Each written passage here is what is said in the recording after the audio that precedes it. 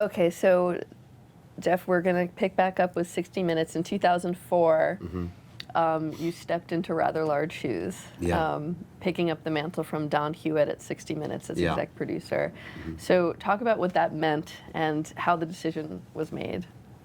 It meant a lot. I mean, of course, because Don Hewitt was my mentor, and I felt ready for it.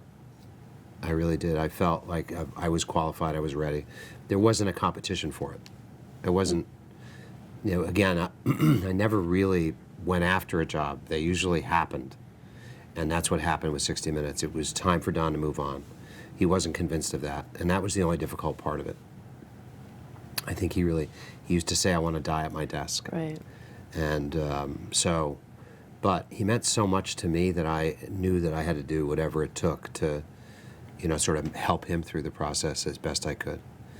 And part of that was to let the staff know. It's funny, I'm actually writing a book about 60 Minutes, 50 years of 60 Minutes. And I came upon Tanya Simon, who I'm working with, came upon a speech that I made to the staff at that moment, which is really about, the fundamentals of what we care about, and that I'm not here to change fundamentally what we do.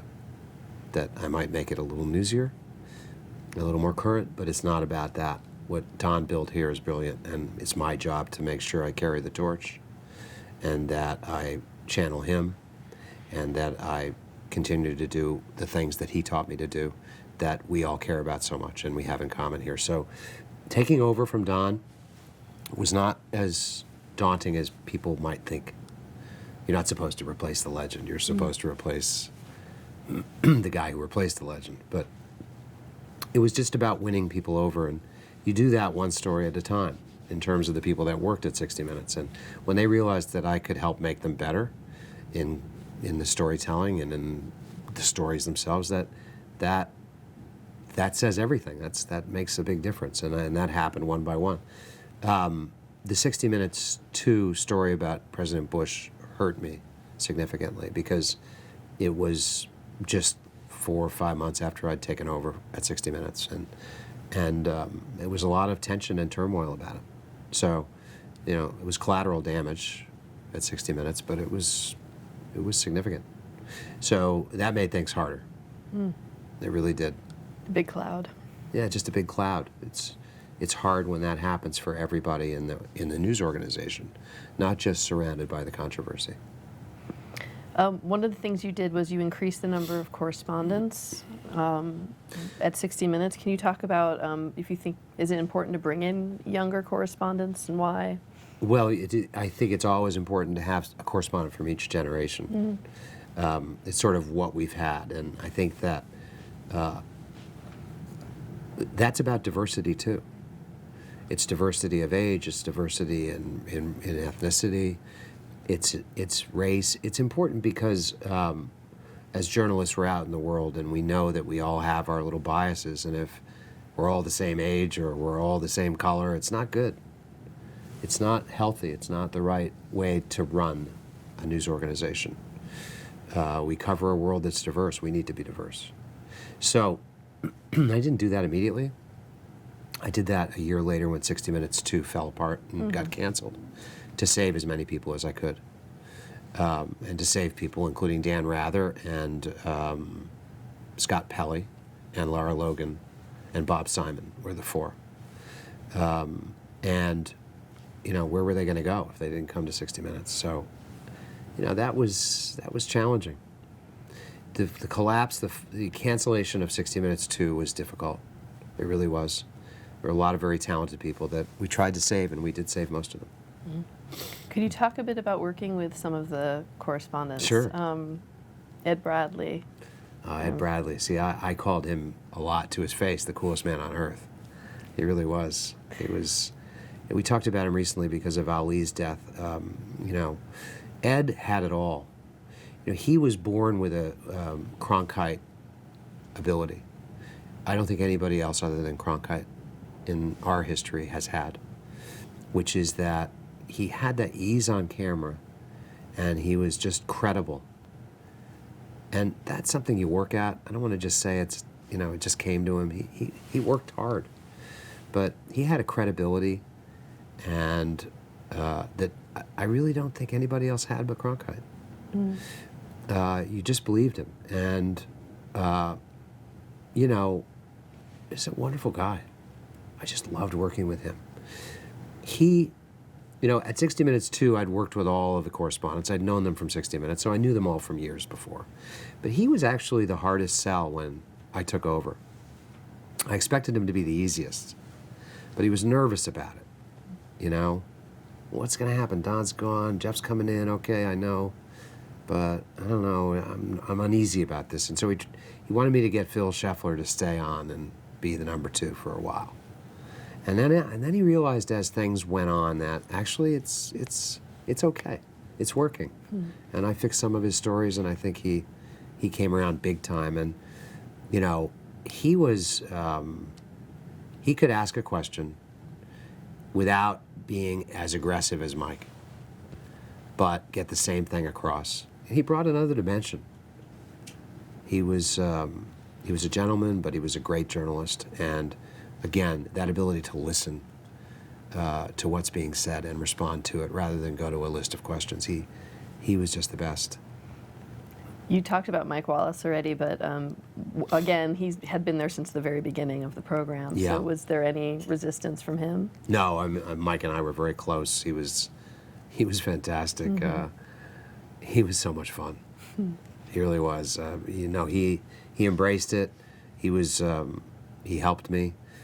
He was a huge part of 60 Minutes too, and helped organize it as well when we got going. We had something called the Classics, which were 60 Minutes pieces we would revisit, and Mike helped make that happen. So we also happened to be very close friends. So it made it. Mike was the easiest of all, and at the same time the hardest, because Mike was such a feisty character, you know, and he was always in your face, and he was always yelling, and he liked to argue, and you know, just an absolute full of life, and you know, also the poster child for depression. You know, he had serious issues, but I loved him. Very special guy. How lucky we were to have him, and Ed. You know, we lost Ed way too early. I mean, that was a shock. Mike had a hard time leaving because he didn't really love much anything else in his life doing. He was obsessed with his work. But you know, those are big gaping holes. Those people are hard. You don't really replace them. Well, talking about hard to replace, Morley, we just lost recently. Yeah. Talk about your relationship with him, your working relationship with him a bit. Well, Morley was a dream come true job. I mean, I first met him in London when I was a producer over there, and I just thought, boy, if I could ever work with that guy, wouldn't that be amazing? You know, Morley to me represented the best of CBS News in every way. I mean, he really fit the mold of a Murrow boy, a gentleman correspondent. You know, incredibly well-read, command of the language like nobody else. Great sense of human nature and understanding of it. Ability to make observations that seeing things the rest of us hadn't seen. And just being a delight to be with. You know, Morley loved his life. He loved life. And an artist. And an artist. You mentioned what's behind us right now. Yeah, I mean, that is the 40th year. I asked Morley to do some piece of art that would commemorate 40 years of 60 Minutes. We're now coming up to 50 years. I wish he was still around to do that. But yeah, he was a man of many talents. So many talents. I mean, he was, and I think just so creative in everything that he did. And even when he sent a fun note or did a prank, we did a lot of pranks together. When I worked with Morley, we pranked a lot of people, and we used to really make them elaborate and try to get someone, and it became a sport. And so I loved working with Morley. I never got tired of it. We did have some issues. I mean, when I took over 60 Minutes, I thought he should have a different producer on his team, and he wasn't happy about that, but the different producer was David Browning. And once he got to know Browning, he realized this is one of the best people I've ever worked with in my life. They were such a good fit. So, what's your favorite Morley piece? Was it a newer one or? We all have different ones. I think My favorite that I did with him was a story we did about the Senate President of the state of Massachusetts, Billy Bulger, and his brother Whitey. I did a number that I love with him, but of his stories, there's a half a dozen that I go to right away in my mind. Tango Finlandia, the tango in Finlandia, did a story about it, was brilliant. The Orient Express, Jackie Gleason, just a classic profile that he did with Alan Weissman. But the Vatican Library, the Colosseum, there's a brilliant piece of every Morley story. And what I love about it is that he created that whole genre. Kuralt was famous for, kind of whimsical storytelling and great observations. But in the longer form, Morley made it happen. He built it. He made it. He created it. So how do you fill shoes like the three you just mentioned? How do you go about it? Well, for me, it's defined by uniqueness mostly. You can't replace Morley Safer. You can fill his job, but you try to fill his job with someone who has a uniqueness as well. If you look at Morley's pieces from, the 70s, they're not as good as the pieces he did in the 80s. They're not as good as the pieces he did in the 90s. He got better. And I always thought Bob Simon was his replacement. So I always thought of it that way. Bob needs to stay here because he's going to take Morley's place. And then we lost Bob. Way too young also. Yeah, and that was, I think of all the tragedy we've had, and we've had a lot of death here at 60 Minutes, a lot of loss on and off the air, more than people realize. Over the past 10 years, I've done so many eulogies, I've lost track. But Bob was a big shock, and we're still struggling with that. He, in my mind, was always Morley's replacement. So there are a couple of things. One is uniqueness, that you're particularly good as an interviewer. And I think Charlie Rose is that person, so I've brought him on. I think he has a uniqueness in everything he does and everything he touches. I think he is the Mike Wallace of his generation. He's a great interviewer who almost mixes Mike Wallace and Ed Bradley.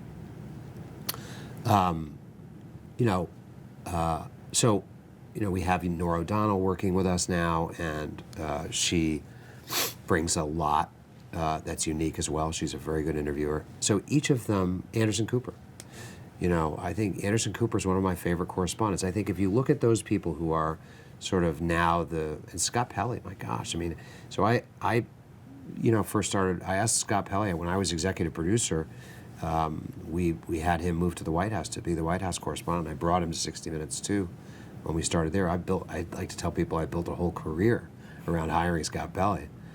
But he's succeeded in every job.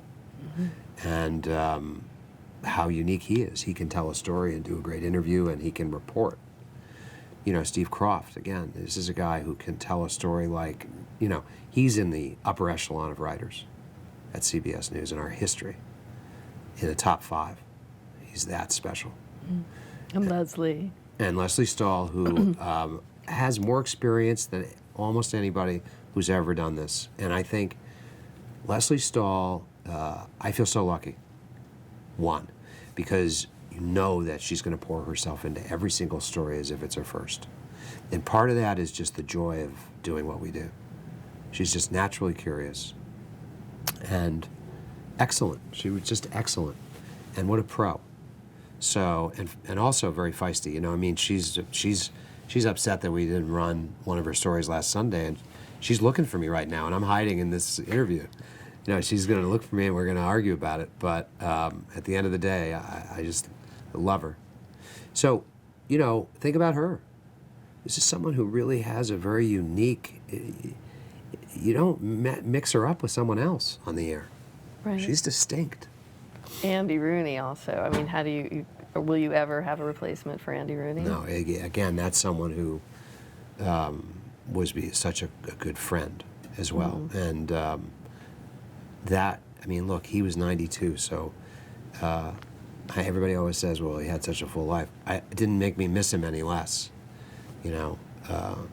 That's a big hole, and I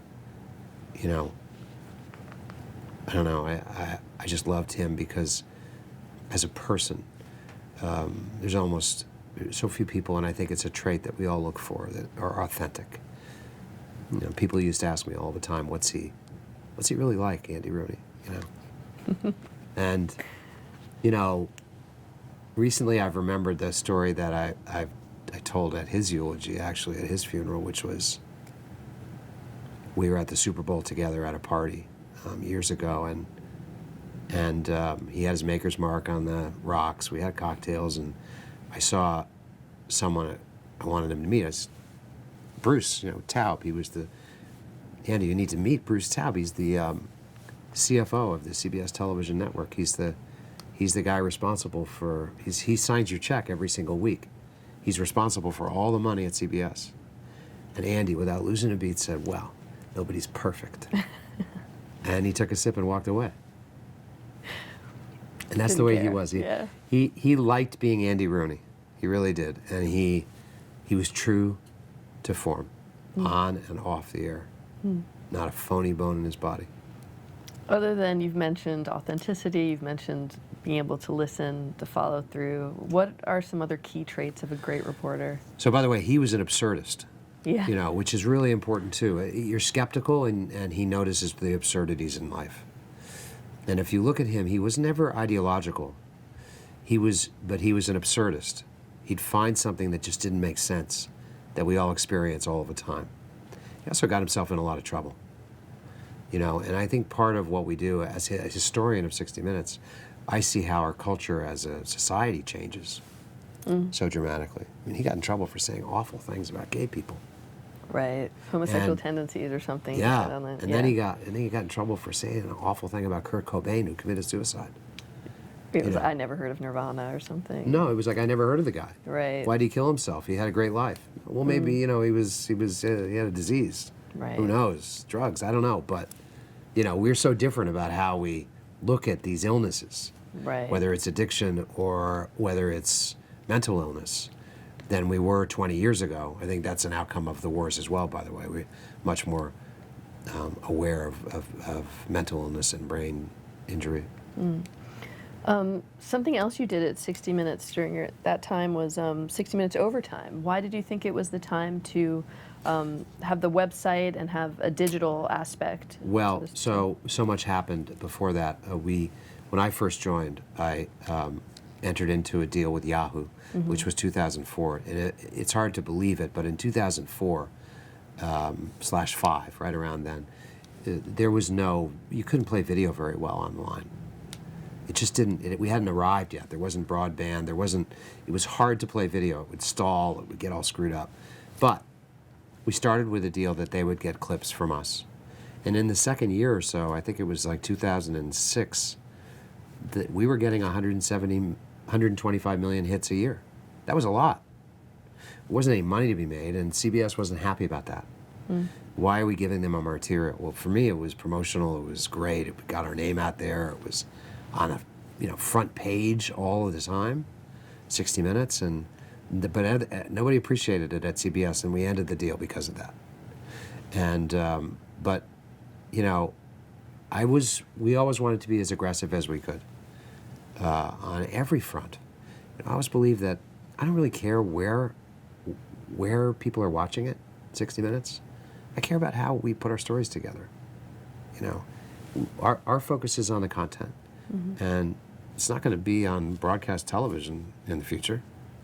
So I don't want people to lose their jobs, but you know what? It's going to be online. You're going to get it on your phone as you are now. And the truth is, so we worked really hard at building an app. That was the next, I think, major achievement. And I really wanted to have an app, and we had one of the first news apps. And one of the things I loved from the get-go, and I felt comfortable about the future, and we pushed digital very hard for 60 Minutes, was that we're well suited for it.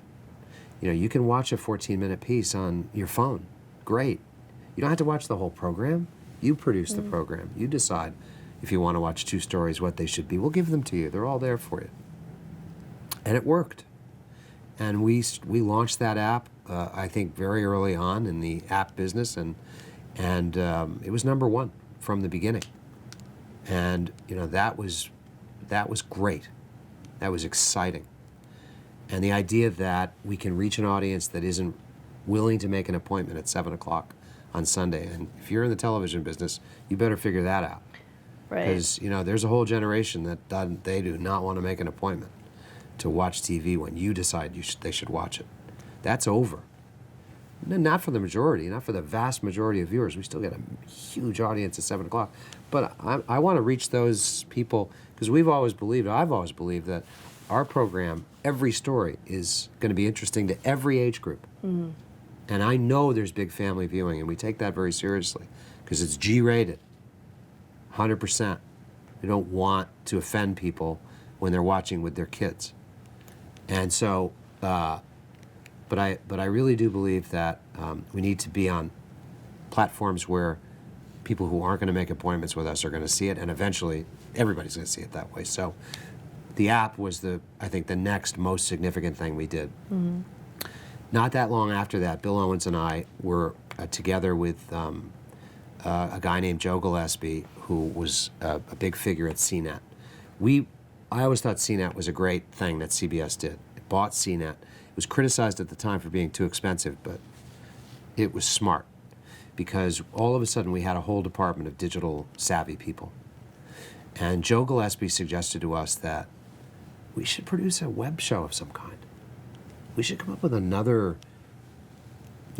product that's 60 minutes, And so it struck me that one of the most frustrating things about the broadcast is that when someone comes in from the road after covering a story, they usually come into my office and tell me a story about it, about the process.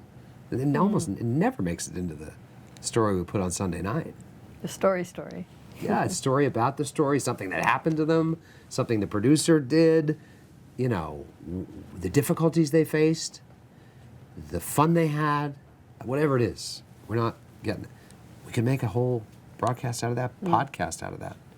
With the podcast, because you mentioned people can curate sort of their own each segment, is there anything that you think that is lost by that? Because it seems like the format of 60 Minutes is always that balance with a newsy piece and is there anything that might get lost? Yeah, probably.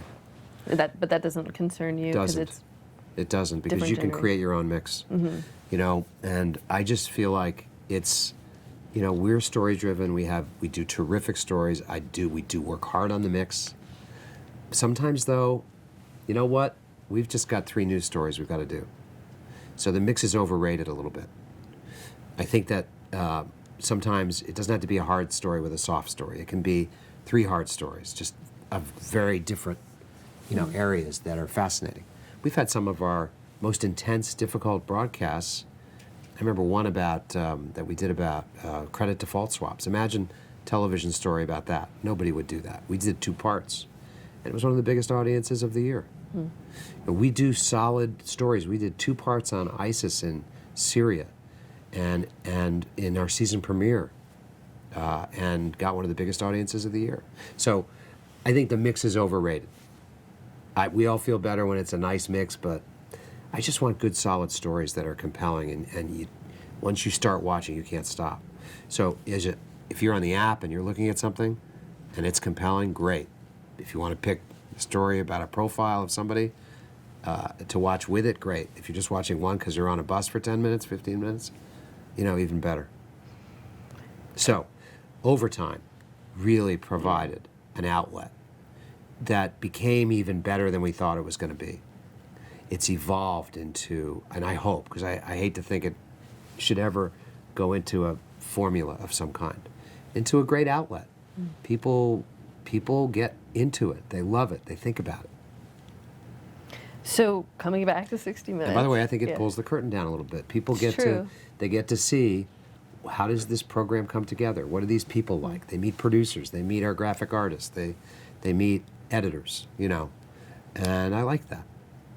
It's a big collaboration. It's not just about the 6 or 7 people on the air. In 2011, you got a second job. You became chairman of CBS News, which was a newly created position. How did that come about? Well, Les had asked me to be president, and I didn't want to be president. And he then came up with this idea, be chairman, hire a president, and help us turn this news organization around. Wasn't going well. And, they just reinvented the morning program, and I didn't think it was very good. They doubled down on something they've been doing for 20 years at CBS News, which is to make it cheap. And they all had good intentions, but just copying the Today Show, and not very well. And I never understood, why would you copy the Today Show when you're CBS News? And at that moment, it was an opportunity. And I saw the chance just that I could have an impact. And so for that, you brought in Gayle King and Charlie Rose, and Yeah. two very different personalities. Yes, yeah, and eventually Nora O'Donnell for CBS This Morning, and promised we would do. And I'll never forget announcing Charlie Rose. And David Rhodes and I did it on a conference call with a bunch of general managers, and there was total silence. Stunned silence. Yeah, stunned silence. And one of them said, "Jeff, would you share your research on why you made this decision?" And I said, "You know what? There isn't any research." And by the way, that's a whole other area that I'm totally against, and we outlawed it at CBS News. And No audience research. not for what to cover, and not for how to do a show. They let the audience research choose their stories, and that's basically giving up the job of editor. We decide what the stories are, and that makes the onus is on us to make it better. And so my entire reason to be chairman was to restore CBS News in its own image, to bring back everything that we had kept alive at 60 Minutes that had drifted at CBS News. How was the decision made to replace Katie Couric with Scott Pelley? I made it. Yeah. Yeah, it was actually pretty easy. I thought Scott was the one who should be the anchor. He represented everything that we stood for and that I wanted CBS News to stand for. Real reporting. Not an anchor man by training, just like Dan Rather, just like Walter Cronkite. A real reporter who could make sure that we were going to be editorially sound, because the managing editor part of the job, to me, is important.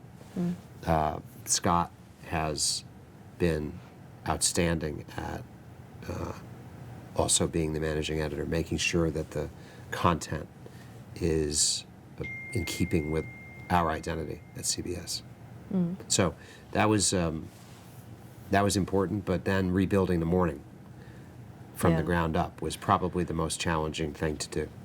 And I think at this moment, the thing I'm proudest of.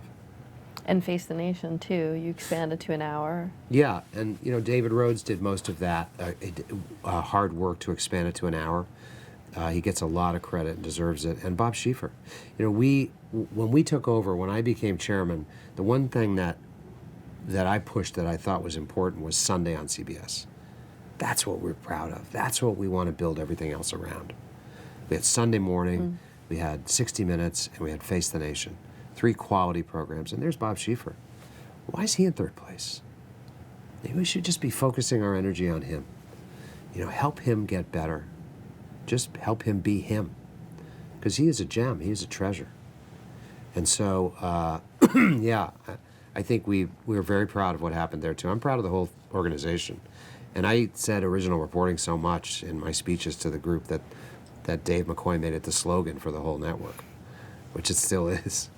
So, and it is important. We stand for original reporting. We want it to be original, we want it to be of substance, and we want the viewer to get something out of it. How are you balancing your role as executive producer on 60 Minutes with this chairman role? Well, it was hard. It really was hard. Bill Owens had to do more, and he did. He was the executive editor, but it was hard. It was a lot. I knew it was a finite amount of time that I could do it. And so that was the plan all along? Oh, yeah. Yeah. I really, I'm not built to be in management only. I know that I like to be around storytelling and building a program. I like the creative aspects of this, the storytelling. Having a broadcast on every Sunday is exhilarating. That's what I'm made to do. I mean, I had an opportunity that Les gave me that I took, and I'm glad that I did. And I think we had a powerful impact on what CBS News was about, and I think in the broadcast news business in general. People have looked at it and said, wow, look what they did. Yeah. They went against conventional wisdom. They actually gave us solid reporting, and it did well. And, you know, that's our whole legacy, I believe. And the morning, you would say, is one of your proudest Yes, achievements of definitely. what you turned around there. Definitely. So proud of it. And, you know, Chris Licht was the executive producer. We brought him in from Morning Joe, the show on MSNBC. And, you know, look, we talked every day. We went over it every day. We worked hard on it. He hired a great staff of people.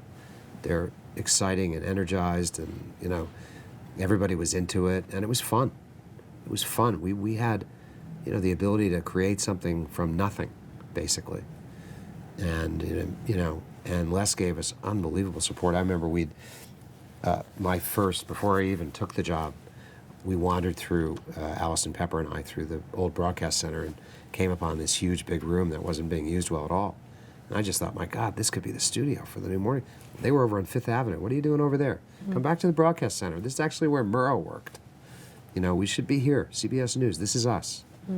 And it worked, and Les gave us a lot of money to rebuild that. Are there other changes that you made, that, like, specific things that you did differently? Well, we did everything differently. Everything. Yeah, I mean, we did everything differently. We changed the whole philosophy of the news organization to be much more in keeping with its origins. And that wasn't easy. You know, I get frustrated with the way stories are told in the formulaic way of news stories and the language that's used. And, you know, I don't allow news speak at 60 Minutes, and I worked hard on trying to knock that out of CBS News. It's, you know, words that only reporters use as opposed to telling a story like a human being. You know, it's hard to turn the whole thing, but I think, you know, we did a pretty good job of it, and reestablished the organization as a significant and important news operation. What to you is the philosophy and the legacy of CBS News that you were striving to bring back? If Well, you could summarize it. Well, I can. It's covering what's important and not pandering to an audience and trying to aim for ratings rather than excellence in reporting. You know, it's all about it being a reporters network. They're our goal. It's not about a control room or a studio. It's about being out in the field and supporting the people who are covering stories. And so we literally, you know, got rid of some bureaucrats and added news jobs. We added people overseas. We added people in every bureau. And everybody knew that was the priority, and I believe they still do. That this is the Reporters Network. We care about reporters. We're here to do the public service, but also to do well, and so that we can keep doing what we do well. You know, and that you know, it worked, and it's the same philosophy, which is that I believe most news organizations underestimate the audience, and at CBS News we've always felt never underestimate the audience, never underestimate their intelligence. Always assume you know more about a story, but don't underestimate their intelligence. Did anything, when Viacom bought CBS in 1999, did being part of a larger organization and corporation, did that have any impact on? No, it really didn't. We had no real relationship with Viacom. I think, you know, look, Les was in that building for a while, and he was, before they split the companies up again, which everybody was excited about. But we had no interaction with that. It didn't affect anything. Still felt like a small company. And was Sumner different to work under? We never really had any. No. None. Huh. No, I don't think Sumner ever came to CBS News. We never had a relationship at all with him. But he had, you know, unbelievably strong people running CBS. So it wasn't. I don't think it was something where he felt he had to be paying attention to it. I mean, Right. you know. So back at 60 Minutes, in 2013, you aired a segment on Benghazi, and there was much criticism that resulted from that. Could you talk about that story and what happened? Sure. I think it falls into the category of what most mistakes do, which is a preconceived notion. I worry about that. I'm not entirely sure that they had their minds made up, because these are people I work with and respect. But I think to some degree they might have. The fundamental flaw there was something that happens from time to time, that someone lied to us, and was lying to us to make his story sound more compelling. And, you know, were there reasons to suspect that he might be? There could have been. And I think that's a flaw, too. You know, was it, I think that's the most important thing. That, you know, if there are some circumstances or some detail that you'd paid better attention to, that we had paid better attention to, we might have become more suspicious of him, more skeptical of him. Because fundamentally, he became the backbone of the story, and it was a book. It's David Davies. Yeah. Is his name, right? Yeah, and it was a book. You know, and again, it's frustrating because, for the most part, a book isn't vetted the same way 60 Minutes is. You know, it's someone's account of what happened, and you know, factually it was wrong, and it was, you know, it seems to me it was done to build himself up, and we got hurt by it, you know, pretty severely, as we should, by the way.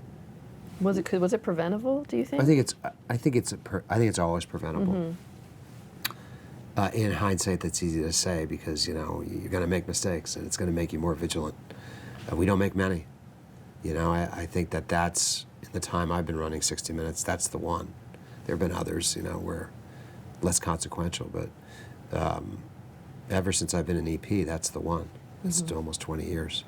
And I think that, I think we all learned from it. I learned from it. I learned that, you know, I guess we'd gone so long without a mistake that you almost forget that it's going to happen, you know, and you're going to get tripped up.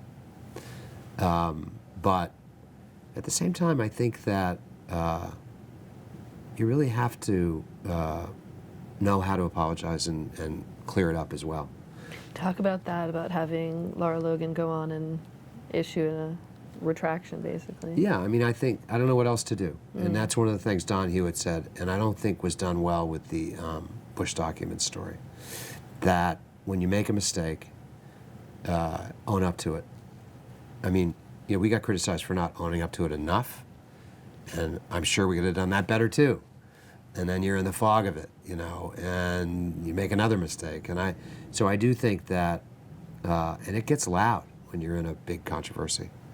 But I do think that if you acknowledge the mistake and you investigate it as best you can, people are forgiving.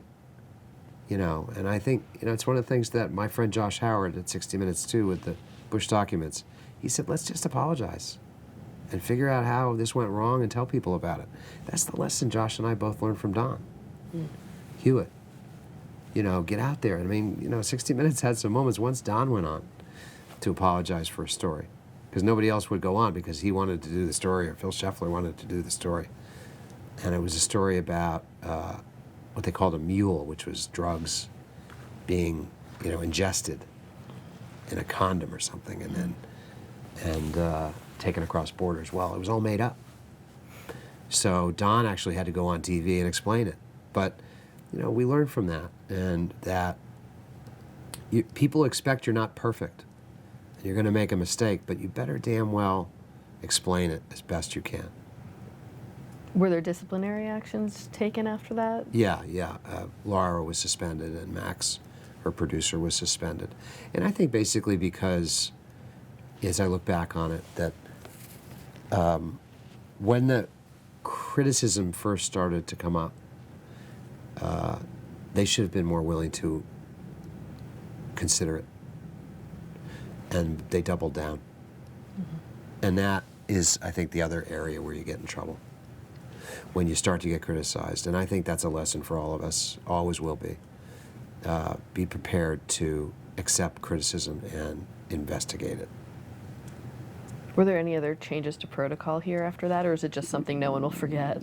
No, I think it's something no one will forget. I think we were, one of the things that I felt we had done wrong was that with everybody stretched a little thin, and I was chairman, and Bill Owens was now executive producer of our sports program, which is on Showtime, which is 30 stories a year, and everybody was spread a little too thin.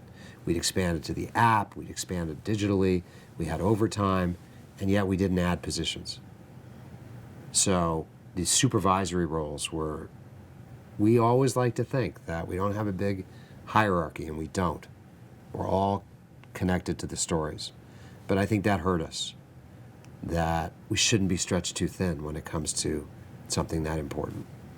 Did it influence you at all in your decision to come back to 60 Minutes full time? A little bit, yeah. I think I really felt like, you need to do one or the other. You really do. And I don't think it's fair to say that, because I was chairman, this wouldn't have happened if I was here, all the time. But because I don't think that's fair at all. This is just a bad set of circumstances, and they do happen. It does happen everywhere, every news organization. And it's probably a healthy thing. Some other things at 60 Minutes, you hired Bill Whitaker as the second African-American correspondent on 60 Minutes. Yeah. What to you is important about, we talked a little bit about diversity age-wise, but also just ethnically and in all ways on the correspondence team? Well, and in the producer ranks, we cover we cover a very diverse world. And, it's an interesting thing. There's been some really good books about it, and one recently from a professor at Yale where, I really don't think people at 60 Minutes, I don't know of people with ideology. It's when you're a professional journalist, you do a pretty good job, especially at this level, of putting aside whatever it is you might believe in terms of a partisan belief or an issue or an agenda. I don't really have any. You spend so much time trying to figure out how to cover everything, all sides, that you quickly lose that in this world of covering stories. If you don't belong here, and we can see it from a mile away, by the way, if there's an agenda. But we all have our biases that we're born with. We do. There are things about us that we see because of our upbringing, because of, not intentional.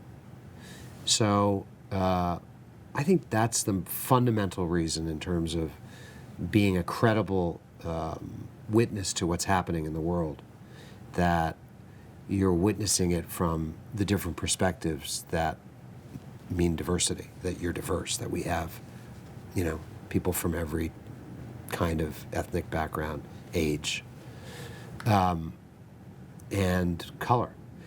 And so, hugely important. And I was struggling with that. We need to find an African American, we need to find minority on-air correspondent. And then it hit me one day because we'd had Bill do a story for 60 Minutes Sports. This is a guy, I loved him. He's just done everything. Why isn't he here full time? And I called him up and I said, Bill, look, would you come to New York? I just want to talk to you about it. And he's like, oh my God, now what's this about? I was still chairman. So anyway, he was over the moon. He's been an amazing success.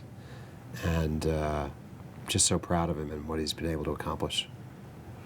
Was there anything that you wish you had done while still chairman before you stepped down? Was there anything you didn't run out of time on? No, I really felt fulfilled. I did. I felt like I did what I could do well. I helped rebuild the broadcast. I think it required a producer to do that. And reset the tone and the goals and the standards and values of the place. Beyond that, I don't have anything that I look back on and say I wish I'd done this or that. And moving into digital streaming services and that. Yeah, and David Rhodes is the one mostly responsible for CBSN at CBS News, and he did a great job. And it's one of the things he and I talked about a lot, that if we had a 24-hour news channel, we would do it a lot different from cable. We wouldn't package it as much. And I've really strongly believed this as part of how we rebuilt CBS News, that we would stay with an event. Just stay there. Don't try to overdo it. The president's in the Rose Garden, just stay with him. Where are you going? Where are you going to? That's where the promise of cable news was about, that you can actually watch news unfolding live. That's why Ted Turner was a genius. Really one of the great, I think, geniuses in the history of television news. And like all geniuses, everyone thought he was nuts. Yeah, he was nuts too, but he was the best. He's a lot like Don Hewitt.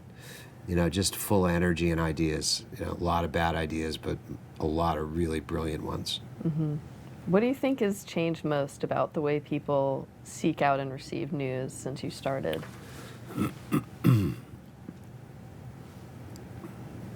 Well, I think that it's way too ratings driven. You know, it's funny because when I started at the CBS Evening News, 1983, right through till when I produced the CBS Evening News in charge of it, we used to lament that the three network newscasts were so much alike. And people forget that now. I mean, watching yeah. 3 networks. And we were so much That was it. alike. And now we're so different. And I think that a lot of news has gone against some of those central values of CBS News. And that's why I'm so proud of what we've done at CBS News, that we've embraced them, that we've gone against what conventional wisdom is. And conventional wisdom is do audience research, find out what the audience wants, and then feed it to them. And if you're not going to go about things that way, then you better make it so interesting that they stick with you. And it's less cynical, and they know that too. People know if you're pandering to them, and they know that if you're doing it in a cheap way, you're trying to suck them in with candy, as opposed to getting them to watch because they know they're going to get something out of it. And that's a fundamental difference.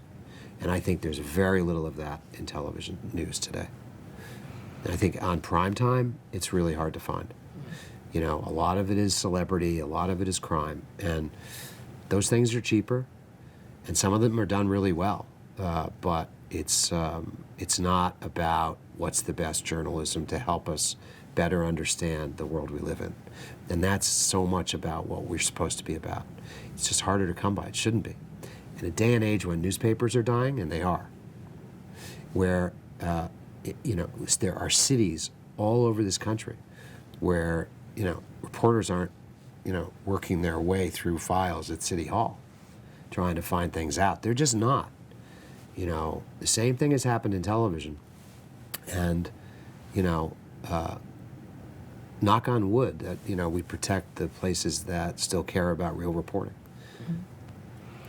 One of the biggest stories I think that you oversaw when you came back to 60 Minutes was the Putin interview. Can you talk about how you got that, how you picked Charlie to do the interview, and the challenges of putting that together? Yeah, so that's, I think, another thing about real reporting, that Charlie Rose made that happen. And Charlie he worked it. He got to know Dmitry Petrov, who is Putin's spokesman, and he was invited to a conference that Putin was going to be at and got the chance to moderate a session with Putin in it. So he earned his trust, realized how smart he was.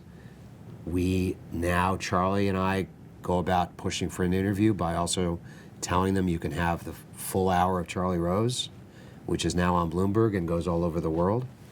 So a combination of those things came together and we got Putin. And it was great. It was really great. I'll never forget that day. Did you go? You went with him? Oh, yeah. I worked hard with him on that. And we got Assad the same way together. I went on that with him. Both of these places are my old haunts, so I felt very comfortable doing a story in Syria with Assad and going through Lebanon to do it, and the same thing in Russia. But working with Charlie Rose is a dream. It's just a dream. And in terms of Putin, because Charlie is one of those, I think, the best of them always make it look easy, but it's not. He's the most well-prepared person I know. The reason I wanted to choose him to anchor the morning, aside from him, I think, being very good on television and a real person, is that he's the best prepared journalist I know. Mm-hmm. He reads everything. He knows everything. You cannot stump him on a subject, period. And so he worked it. We worked hard, and we game it. I'll have him read a question, and then we'll go over the list and read it again. But at the end of the day, he's on his own, and he's not referring to his list. He hit everything. He really did. And Putin was great. He spent 2 hours with us. That's rare. He was ready for everything. Did he request to have any kind of editorial control or anything like that? No. Really? No, we've never agreed to that. Sure. And we've, I think in the history of 60 Minutes, only a few times given the questions to the person because it's a head of state. in a dictatorship. It's usually when it happens. We didn't do that with Assad. We wouldn't do that. Was there anything he didn't want to answer? No, he answered everything. I mean, he's a very clever guy, Yes. so he, ducked around several questions. But I'll never forget that week because we had Trump on that week. Well, I was going to ask, did you put those two together on the same night? Is that Yeah. your decision? Okay, Yeah. tell us why. Well, Trump was newsworthy, and he typically we don't want to get involved in a primary campaign that early in the going, but Trump had changed the game so much, and we felt he needed a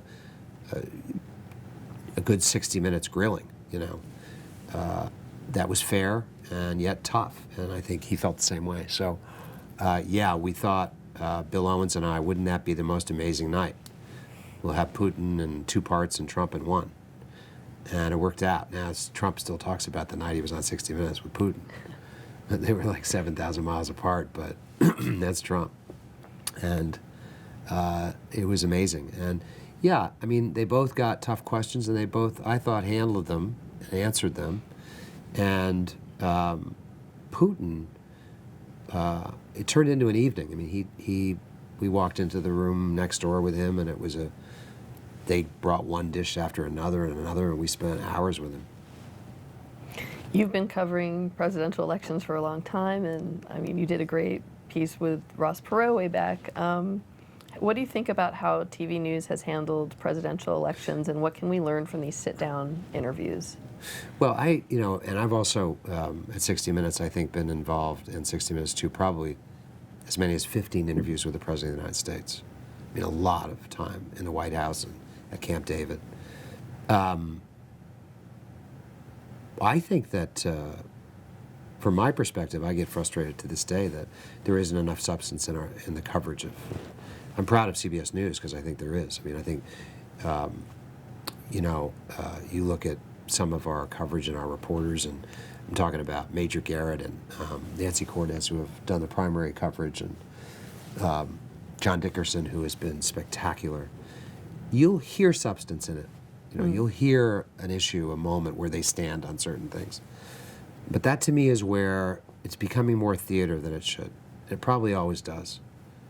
And part of the reason it's theater is because Trump creates the theater. He really does. And, so it's a little bit too much theater, I think, and not enough substance. Do you think he's manipulated the media itself in ways that maybe are benefiting him more than you? I think that he has. I think that they've given in too much. This idea you can get on the phone anytime you want, I can't stand that. And to our credit, Chris Licht and CBS This Morning would not do that. I was so proud of that. But I don't think it's really manipulating as much as it is intimidating. And I think that, I heard our guy, Major Garrett, describe his observation of that reporters get intimidated by him, and he attempts to do that. Well, that's new? People in powerful positions intimidate reporters all of the time, no matter what. He's particularly good at it. And as Major says, the trick is just to bear down and come right back at him. Just do your job. Just do your job. And I think that's the important thing. He worries people because I'm not sure how much he loves press freedoms, and that makes people nervous in a day and age when journalists are losing press freedoms in different parts of the world. So, we all get nervous when we hear talk like that. Is that something that concerns you more now? It's a more litigious society we live in with libel claims. Is that something that you're more concerned of when you're vetting a story, if it's even going to go to air, of what could be the repercussions? Not more, no. Not no, more. Because I really believe that these aren't legal issues, they're fairness issues. And if you're fair to people, you're going to be fine. I mean, I always like when we hear from someone who says, look, I didn't like everything you put in that story, but you were fair. Because they're never going to like everything. Everybody sees things from their own perspective. Right. But we were fair. Right. And legal issues come out of, fairness problems. Right. Has there been many lawsuits, libel lawsuits, or any defamation? No. No. Not on my watch. Right. No. Knock on wood, because it's scary. So a couple of years now, it'll be 50-year anniversary. Yeah. You said you're writing a book. Yeah. you know, what do you attribute the longevity of 60 Minutes? Why do you think the show has been so successful for so long? I think because we've stuck to our guns. I think that, I mean, I don't want to pat myself on the back. I think there's a real plus to having just two people running it. And that the guy who took over from the guy who created it learned everything from the guy who created it. And with his blessing. And with his blessing. And so that, you know, that's been a factor. I think we've been able to maintain our standards and our values. And so a huge part of what you do is the viewer needs to watch it and say, yeah, that's 60 Minutes. As soon as you compromise it, they see it. That's part of never underestimate the audience, never underestimate the viewer. They know what they're getting. Mm-hmm. And if they're not getting 60 Minutes, they're going to know it. So because of that, we've been able to attract the best people in the business. And look, you know, you look at the body of work of Steve Croft and Scott Pelley and Leslie Stahl over all these years. Morley Safer, I mean, we've just lost, and Bob Simon, all the people we've lost, but you just look at the people who are here today. You talk about longevity. Well, I could watch any one of those Steve Croft stories and still love them. Mm-hmm. You know, I mean, Leslie doesn't do a bad story. You know, Scott doesn't do. It's a collection of incredibly fine people who share the same sensibilities and values that I think have really been responsible for our longevity and a continued understanding of what those things are.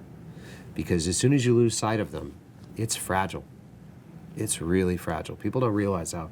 A lot of people say, well, you know, it's Sunday night at 7, it's 60 Minutes, of course it's going to do well. Well, I never go by that assumption. Right. We take it one Sunday at a time. And speaking of longevity, I mean, you've put in collectively, what, over 33 years? 34 here? 34. 34 years. Almost a month. So, I mean, obviously it's a program you were chomping at the bit to get on it in the beginning. It's close to your heart, obviously. What keeps you here? Well, I think about that because I'm 61 now, so I don't want to die at my desk. I promise you that. Boots on. Yeah, I don't want to die at my desk. I really don't. I don't know, because it can be very challenging and it can be exhausting and it can burn you out a little bit. The television season is a very long time. It's a marathon, you know, one Sunday at a time. And it's funny because I've been looking back at the different stories over the years in the history of 50 years of 60 Minutes, and we don't really ever stop to take a look at what we reported 2 years ago that Sunday. It's the first draft of history, and we're done with it. We're moved on to the next thing. So there's an intensity that is a little exhausting and exhilarating at the same time.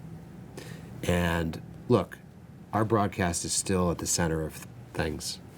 You know, we managed to get Putin and Obama and all these key people and cover important stories at the heat of the moment and, you know, be in the center of the conversation. That's pretty invigorating. And, you know, I also feel a responsibility to keep us from losing that place where we are. So, you know, it's hard to just think, and I've never been someone who looks ahead and says, here's my next job. But at some point, it's probably time for me to move on sooner rather than later. I don't want to stay too long. So you would do something else, you think? Yeah. I can always make films. Yeah. And I think I'd enjoy doing it. And it's something Morley said to me, Morley Safer, just before he died. Don't stay too long. I don't, you know, and we've talked about that a lot.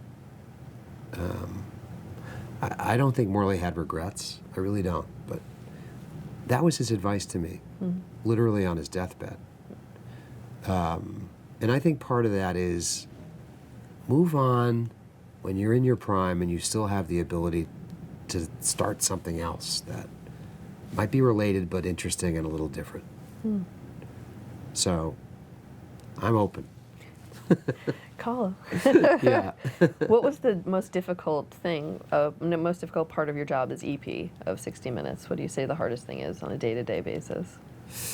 I'd say the hardest thing is when there's when a story doesn't come in well, is trying to turn it around, working with a team. I think that's That's probably the most difficult part of the day. So sometimes I'll dread screenings because they can make your brain tired, exhausted. But I think that's probably the most challenging part of the job, literally the editorial side. And there are so many people here who, like when Steve Croft focuses on a story, I don't want to touch it. And so sometimes it's a dream to go into that screening room. Mm-hmm. But other times it can be quite an effort, and that's what makes it rewarding if we can turn a story that looked like it was in trouble into something good. Would you classify the most exciting part of the job of coming in day to day? What you look forward to? Well, it might be even the same thing. Right. It's something Don Hewitt said to me, which when I became executive producer of the Evening News, he said, "You're going to be surprised how fulfilling and rewarding it is to help someone make their story better." And he's right. That's a big reward. What makes a good story? Well, a lot of different things, but I think if it's memorable, if it had an impact, and I think that, if it made a difference in some way, if it got noticed, and in a simple way helps someone better understand, the world. Is there anything that comes to your mind where you think one story epitomized all of those things that you worked on?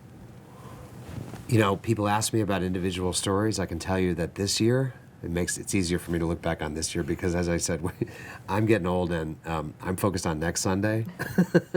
But I think the stories that we've done, that Michael Radutsky, our producer, started about the brain cancer research at Duke involving using the polio virus to treat glioblastoma, the worst kind of brain cancer imaginable.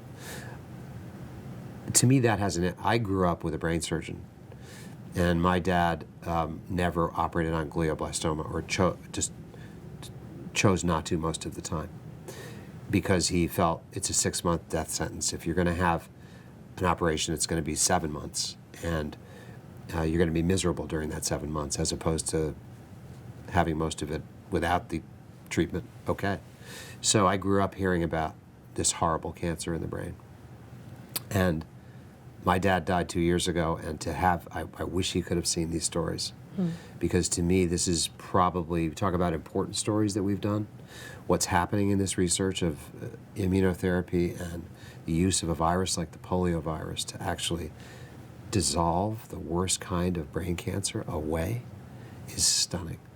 And so that has all of those things. It's important, it's compelling, it makes a difference, it has an impact, and wow, it gives hope to this horrible plague that we live with, all of us, every day. You've worked very hard to maintain the integrity of the program and be a show that people trust. Do you think the public's perception of the integrity of journalism and television has changed? Yeah, I do. I think you have to earn that trust. I think you have to earn trust. I think you have to, and I do think that, by the way, I think we're in a good place that way, knock on wood, that people trust what we're reporting, and they find us credible and believable, and they look forward to hearing what we're going to report next. I think that some news organizations don't work hard enough at covering what's important. You think about all the things that are happening in this presidential season that matter, and there's something fundamentally missing right now in terms of our coverage overall. That, outsider candidates have really been appealing, and there's a reason for that. So, and there's something fundamentally wrong in Washington. I'm not sure that we're doing a good job as a business, as an industry, of covering the more important things that are happening in the world. What is the biggest problem facing the news media today? I think pandering. I mean, I think it's if you think of it in digital terms, it's trying to gather more clicks. How do we get them to click? Well, unfortunately, the research shows that if you come up with something negative, they're going to click. So does that drive the story? I think it probably does. I think that the front page of a newspaper, newspapers are spending too much time following the research. And that worries me. That rather than follow their gut and journalism and the editorial decisions based on interest and importance, to do it based on clicks or what they estimate might be the clicks, that's a slippery slope. Do you think your program is an anomaly of the sort of short attention span that we've become accustomed to? Yeah, I do, but I don't believe in the short attention span. I don't believe in it. You just refuse to believe it. I refuse to believe in it. I don't believe in it. Absolutely don't.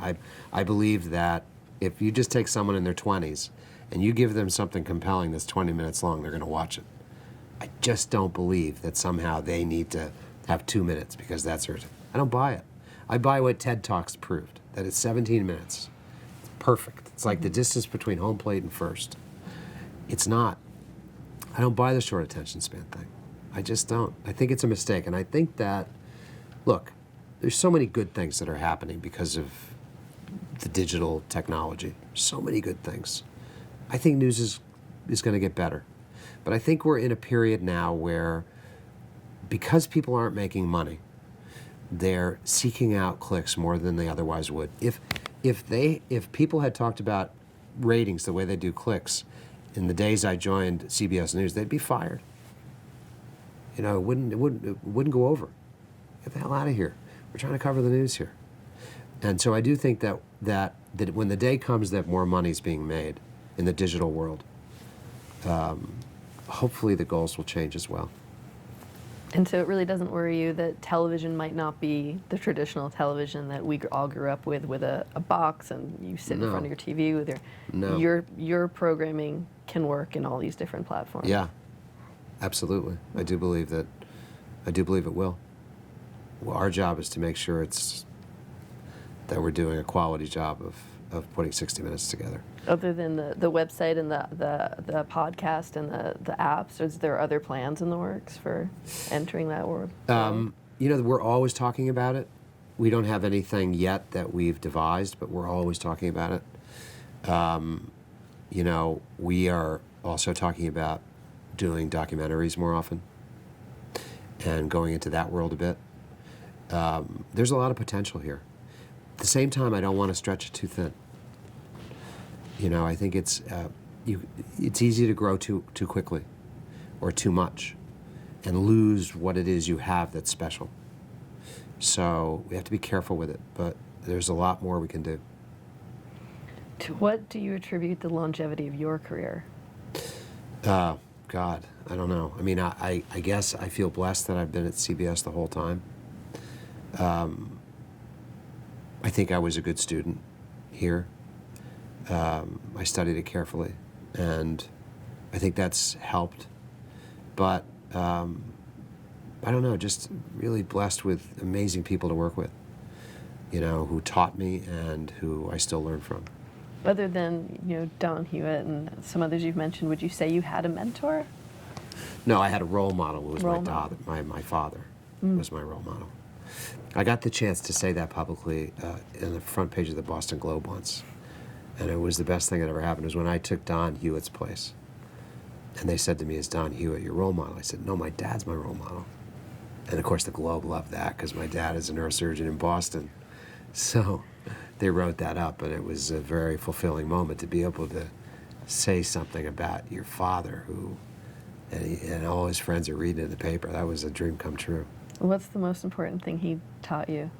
He taught me everything, and I think I remember as I did my eulogy about my dad, that he leaves us, and you hope you take away something from the close ones that you've lost, but he leaves a model that is almost impossible to live up to, but it's okay to try as hard as we can to do it.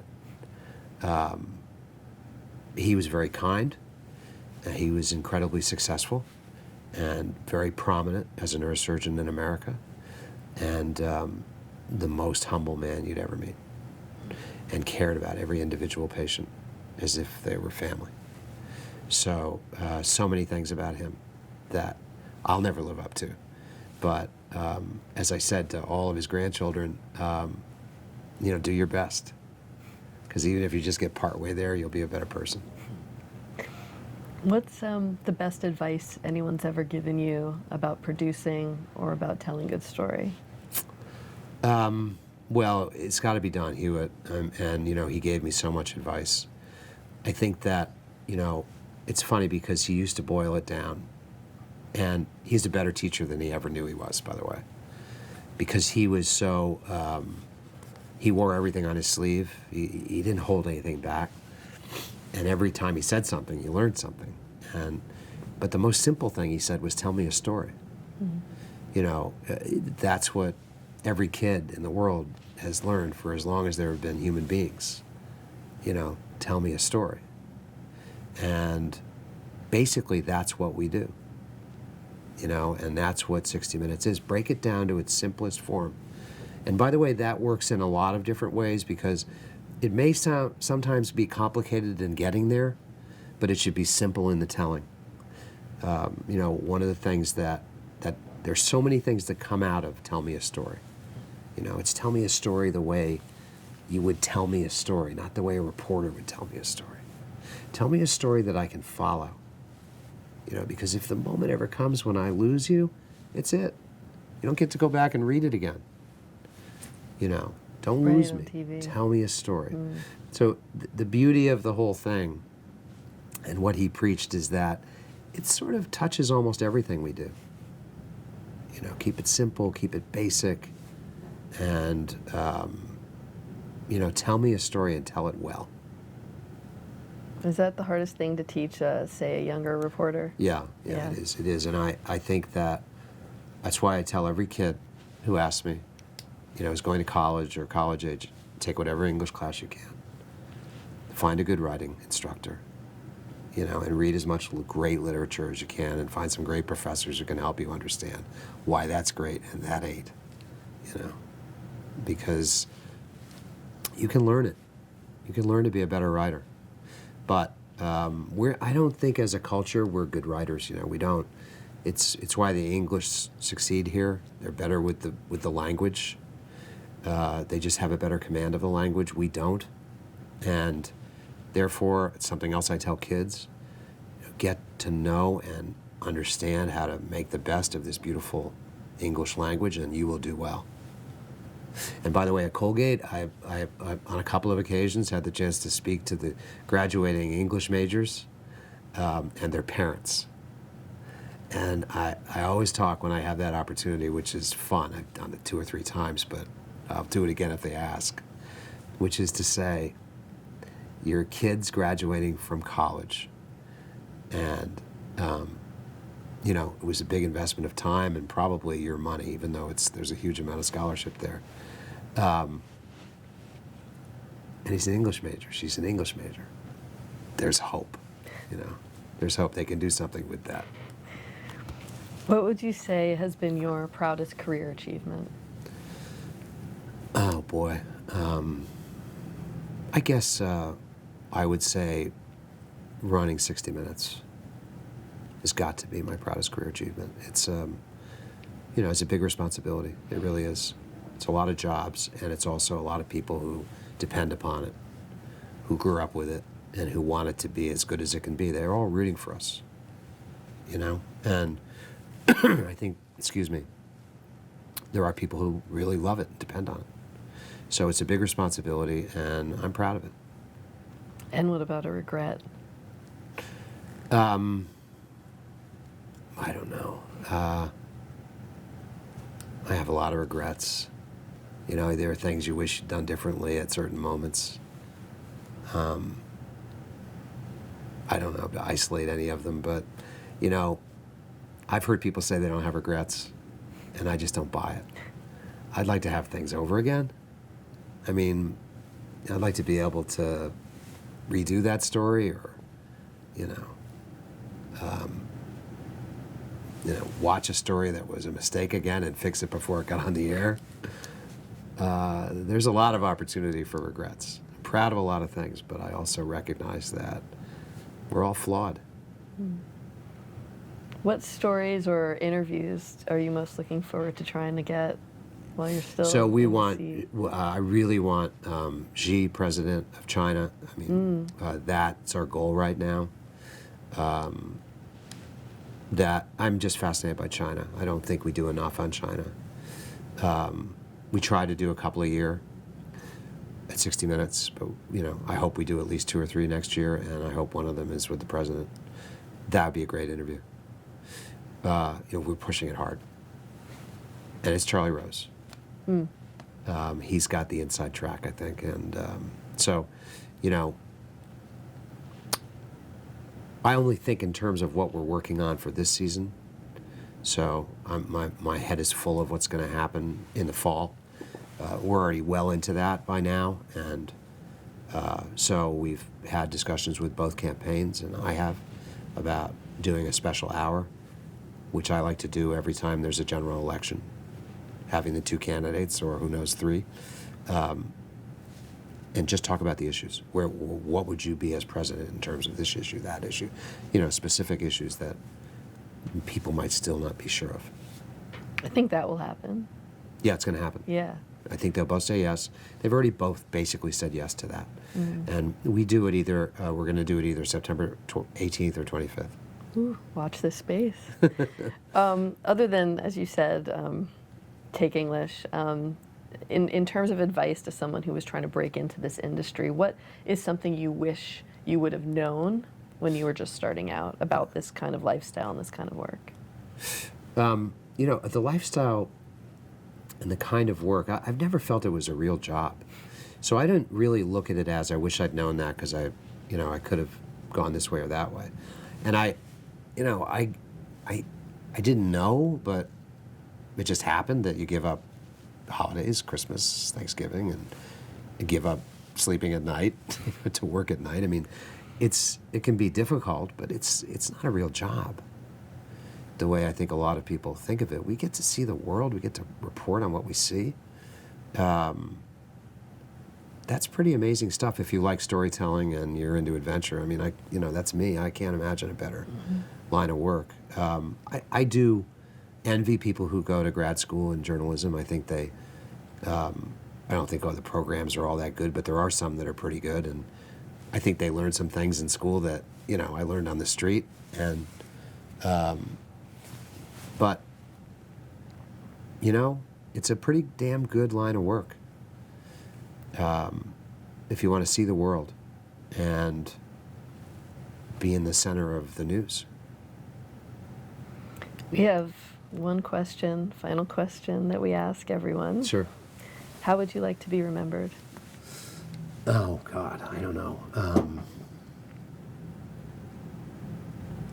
I guess as someone who really enjoyed what they did, I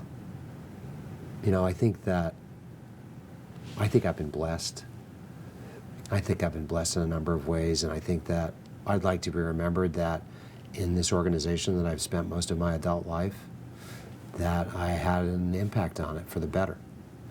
And that I helped people, especially people that worked for me, that I did my best to make things better for them. And I think it's a big responsibility we have when you run a broadcast like this, or where there are a lot of jobs involved. Those are tuitions, and those are mortgages, and something goes wrong, those can go away, and we see it happen all the time. So I guess I'd like to be remembered as someone who ran the place well and who contributed to making it better. Well, Jeff Fager, I think you have, and I thank you so much for your time and sitting with us today. Thanks, Jenny. Good questions. Oh, good. It's intimidating questioning a questioner. Oh, man, no, you did great. Jesus Christ. I know. I could have